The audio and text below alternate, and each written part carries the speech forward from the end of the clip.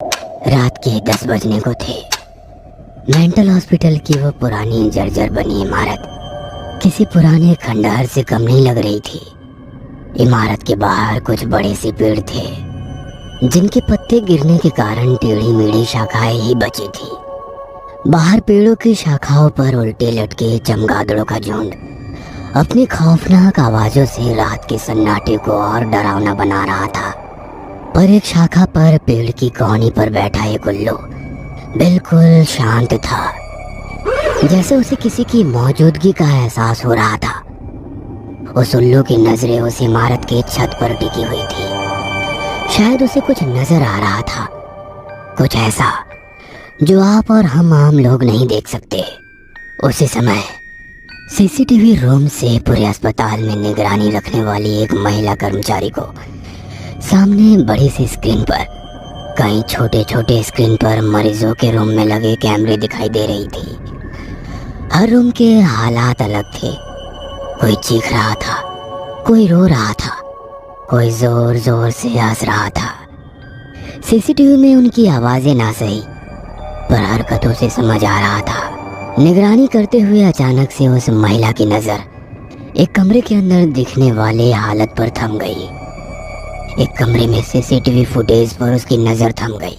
छत पर एक कोने में लगे सीसीटीवी कैमरे में अजीब सा मंजर नजर आ रहा था। बेड पर एक लड़का पट्टियों से बंधा हुआ था और तभी उसके बेड के दूसरे कोने में एक धुंधली सी काली परछाई उभरती नजर आने लगी। वो महिला गौर से उस परछाई को निहारने लगी कि तभी बेड के ऊपर लेटे उस लड़के के शरीर में हरकत होने लगी, जैसे उसे अपने कमरे में उस काली शक्ति की मौजूदगी का एहसास हुआ था। उसने अपनी गर्दन उस परछाई की तरफ घुमाई और अपने आप को छुड़ाने की जद्दोजहद करने लगा। यह सब कुछ टीवी स्क्रीन पर देखकर उस महिला का दिल डर के कारण जोर जोर से धड़कने लगा। हेलो सिक्योरिटी, रूम नंबर 24 के मरीज को चेक करो, शायद कुछ परेशानी लग रही है। Okay madam. फोन रखकर उसने टीवी स्क्रीन पर देखा तो उस लड़के ने हाथ पैर से बंधी पट्टियों को तोड़ दी और दरवाजे की ओर भागा।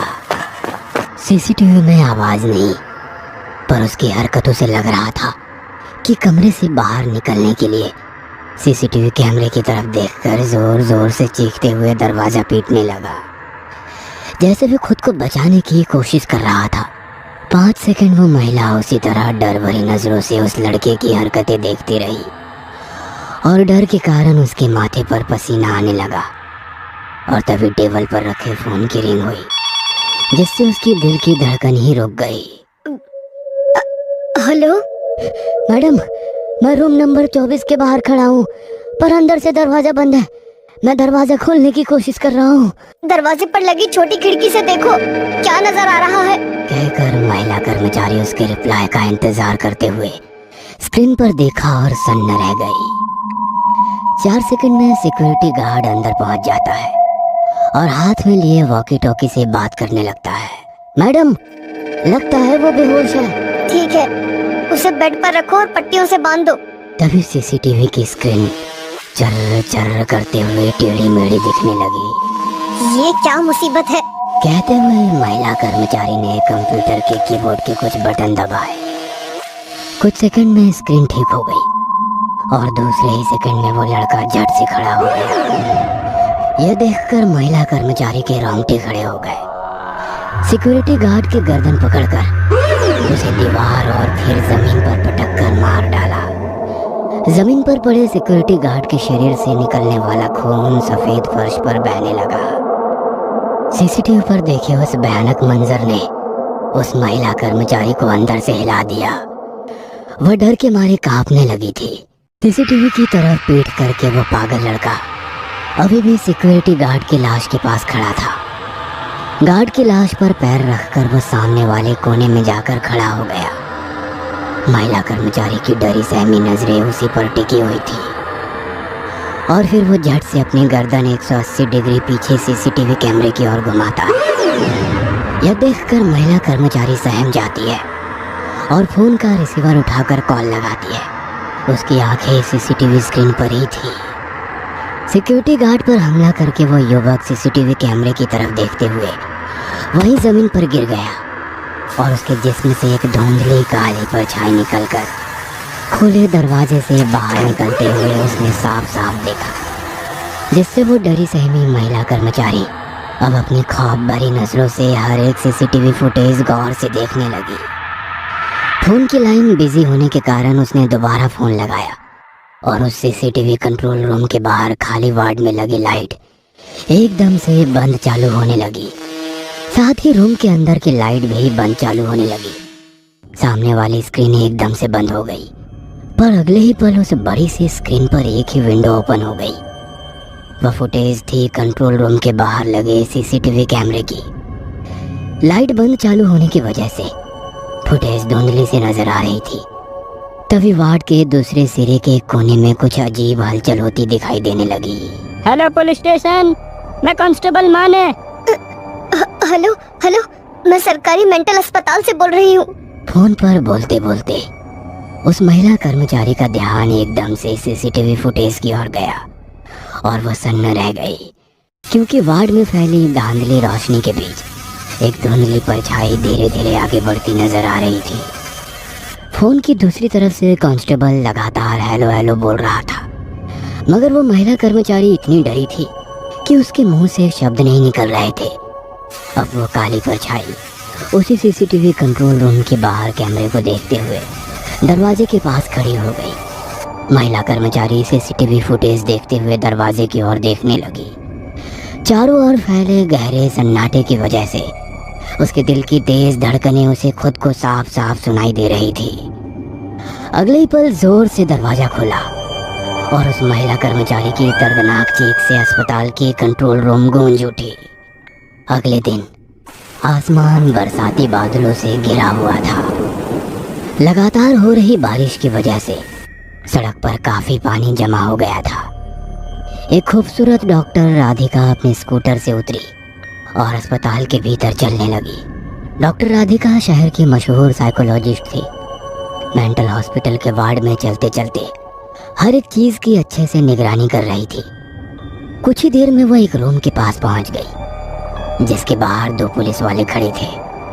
उसने अपना आईडी कार्ड दिखाया और रूम के अंदर चली गई, जहां 2 कर्मचारी तस्वीरें खींचकर जांच कर रहे थे। नीचे सफेद फर्श पर खून ही खून फैला हुआ था, जो अब सूख चुका था। डॉक्टर राधिका ने दरवाजे के बाहर खड़े हवलदार से पूछा, खूनी भाग गया या उसे पकड़ लिया? भागता कैसे हमारे होते हुए? पुलिस कांस्टेबल का आत्मविश्वास देखकर राधिका ने पूछा। अरे वाह, मतलब आपने पकड़ लिया? तभी रूम के अंदर जांच करने वाले एक कर्मचारी ने बताया, कत्ल करने के बाद खूनी बेहोश हो चुका था, इसलिए पकड़ा गया, वरना इतनी खौफनाक हत्या देखने के बाद किसी की हिम्मत नहीं थी उसके नजदीक भी जाने की। उसकी बात सुनकर राधिका ने पूछा, अब वो खूनी कहाँ है? मेंटल हॉस्पिटल के कमरे में, वो भी पुलिस की निगरानी में। और वो महिला कर्मचारी जो सीसीटीवी से निगरानी करती थी? वो तो मर चुकी है। मर चुकी है? पर कैसे? शायद हार्ट अटैक। शायद? क्या मुझे उस महिला की पोस्टमार्टम रिपोर्ट मिल सकती है? जी मैडम, डॉक्टर साहब से पूछकर मैं रिपोर्ट आपको भेज दूंगा। ठीक है। कहकर राधिका मेंटल हॉस्पिटल के उस कमरे की तरफ चलने लगी जहां दीपक को रखा गया था। मेंटल हॉस्पिटल काफी डरावना लग रहा था। खाली वार्ड के दोनों तरफ मरीजों के कमरे, जिससे मरीजों के रोने, चीखने और हंसने की आवाजें आ रही थी। सामने से आने वाले कर्मचारी से पूछा, दीपक जिसने कल सिक्योरिटी गार्ड को मारा था? वो सामने वाले कमरे में मैडम।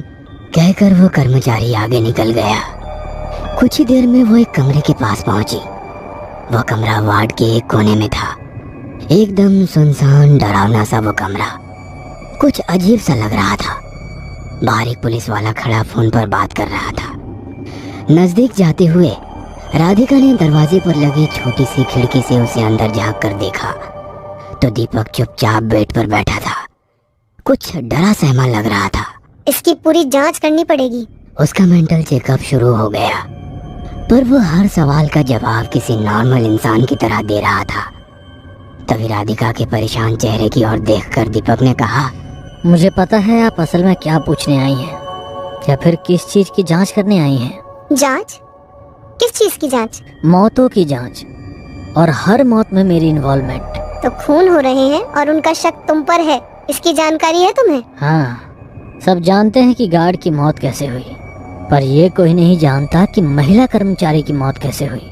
हार्ट अटैक से। वो पोस्टमार्टम रिपोर्ट में आएगा, पर उसने कुछ ऐसा देखा कि उसका दिल बर्दाश्त नहीं कर सका। ऐसा क्या देखा था उस महिला कर्मचारी ने? अपनी डरावनी मौत, मौत जो उसके आसपास कहीं थी, जिसे वो महसूस कर सकती थी, पर ना देख सकती थी, न उस मौत से बच सकती थी। तुम्हें उस मौत से डर नहीं लगता? हाँ लगता है, पर वो मुझे अब नहीं मारने वाली। वो इंतजार कर रही है। इंतजार। इंतजार? किस चीज का इंतजार? दीपक खामोश रहा। उसकी खामोशी देख राधिका ने पूछा। अब वो कहाँ है? एक गहरा सन्नाटा। राधिका का सवाल सुनते ही दीपक कुछ सेकंड राधिका की आंखों में आंखें डालकर देखता रहा और फिर राधिका के पीछे देखा। एक अजीब सी मुस्कुराहट दीपक के चेहरे पर छा गई और वैसे ही अजीब सी नजर से उसने दोबारा राधिका की ओर देखा। अगर जिंदा रहना चाहती हो तो दोबारा मुझसे मिलने मत आना। उसे तुम पसंद आ रही हो। किसे? खुलकर बताओ, डरो मत। राधिका की ये बात सुनकर दीपक गुस्से से आग बबूला हो गया। उसने जोर से सामने वाले टेबल पर हाथ मारा और चीखते हुए बोला, मैं नहीं डरता, पर तुम्हें डरने की जरूरत है, क्योंकि अगला शिकार तुम हो। दीपक की वो डरावनी हरकत देखकर पास खड़ा एक पुलिस वाला दौड़ता हुआ आगे आया और दीपक को जमीन पर गिरा दिया। मैडम, आप यहाँ से निकलिए, ये काफी खूंखार है। दीपक की हरकत देखकर राधिका सहम गई। दीपक गुस्से में उसकी तरफ देखता रह गया। रात के करीब 11 बजने को थे। राधिका बेड पर लेटी जरूर थी, पर उसके दिमाग से वो बात निकल ही नहीं रही थी। अपनी आंखें बंद करके वो गहरी सोच में डूबी थी। अगला शिकार मैं हूँ? इसका क्या मतलब है? लगता है इसका दिमाग पर काफी गहरा असर हुआ है। कल उसे शॉक ट्रीटमेंट देना होगा। वह सोच ही रही थी कि तभी उसके मोबाइल की रिंग हुई। मेंटल हॉस्पिटल से फोन, वो भी इतनी रात को? उसने फोन रिसीव किया। हेलो? दूसरी तरफ से कोई बात नहीं कर रहा था। आवाज आ रही थी तो सिर्फ चलती हुई सांसों की, जैसे कोई चुपचाप राधिका की आवाज सुन रहा था। हेलो? कौन है? पर दूसरी तरफ जो भी था वो बिना कुछ बोले चुपचाप खड़ा था। हेलो? आप कुछ बोलेंगे या मैं फोन कट कर दूं? परेशान होकर वो फोन कट कर रही थी कि तभी दूसरी तरफ से एक आवाज आई। अपना ख्याल रखना, वो निकल चुका है। इतना कहकर उसने फोन रख दिया। उसकी बातें सुनकर राधिका हैरान हो गई। लगता है कोई पागल है। कहकर उसने मोबाइल बेड पर रख दिया कि तभी दरवाजे पर दस्तक हुई।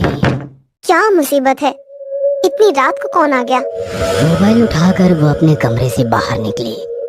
घर का मुख्य दरवाजा खोलने के लिए वो दरवाजे की तरफ चलने लगी कि तभी कुछ ऐसा हुआ जिससे उसके कदम ही रुक गए। सामने वाला दरवाजा धीरे धीरे अंदर की ओर खुल रहा था। खुले दरवाजे से दिखने वाला डरावना अंधेरा उसके दिल में खौफ पैदा कर रहा था। मैंने तो दरवाजा बंद कर लिया था, तो फिर दरवाजा किसने खोला? उसकी डरी सहमी नजरें घर के अंदर चारों ओर घूमने लगी। पूरे कमरे में एक जानलेवा सन्नाटा पसरा हुआ था। कुछ पल वो धीरे धीरे कदम बढ़ाते हुए दरवाजे की ओर चलने लगी। राधिका दरवाजे के पास पहुंची थी कि तभी उसे खौफनाक सन्नाटे में एक औरत के हंसने की धीमी आवाज गूंजने लगी। उसने गौर से सुना तो वो आवाज उसी के कमरे से ही आ रही थी। उसने मुड़कर देखा तो उसके कमरे का दरवाजा आधा खुला था। वो चुपचाप खड़ी अपने सांसें रोककर कमरे के भीतर से आने वाली उस आवाज को सुन रही थी। गहरे सन्नाटे से आने वाली हल्की सी आवाज काफी डरावनी लग रही थी। डर के कारण उसके माथे पर पसीने की बूंदें जमा हो गई। दिल भी जोर जोर से धड़क रहा था। उसके पीछे का दरवाजा जोर की आवाज से बंद हो गया। उसने झट से मुड़कर दरवाजे की ओर देखा। उस आवाज से राधिका पूरी तरह से सहम गई। डर के मारे उसका दिल जोर जोर से धड़कने लगा और दोबारा उसे अपने कमरे से वही हंसने की आवाज सुनाई देने लगी।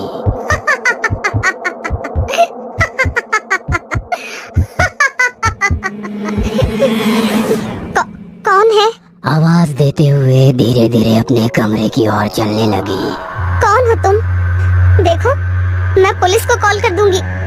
अपने हाथ में मोबाइल कस के पकड़कर वह एक एक कदम अपने कमरे की ओर चलने लगी। कमरा कुछ ही दूर था कि तभी कमरे की लाइट चली गई और वो खौफनाक हंसी की आवाज भी बंद हो गई। उसने झट से अपने मोबाइल का टॉर्च ऑन किया और रोशनी अपने कमरे के दरवाजे पर डाली। दरवाजा आधा खुला था, तभी पीछे से कोई उसके कानों में एक आवाज गूंजी। अपना ख्याल रखना, वो आ चुका है। आवाज सुनकर वो झट से पीछे मुड़ी, पर पीछे कोई नहीं था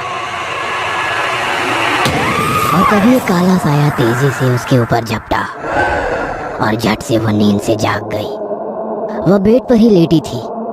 वह उठकर बेड पर बैठ गई। डर के कारण उसका पूरा शरीर कांप रहा था कि तभी मोबाइल की रिंग हुई। दीवार पर टंगी घड़ी में 2 बज रहे थे। उसने फोन उठाया। फोन मेंटल हॉस्पिटल से था। कांपते हुए उसने फोन रिसीव किया। हेलो कुछ सेकंड तक जानलेवा सन्नाटा पसरा रहा। हेलो। वो आगे कुछ बोलती कि तभी दूसरी ओर से एक डरावनी आवाज आई। अपना ख्याल रखना, वो निकल चुका है।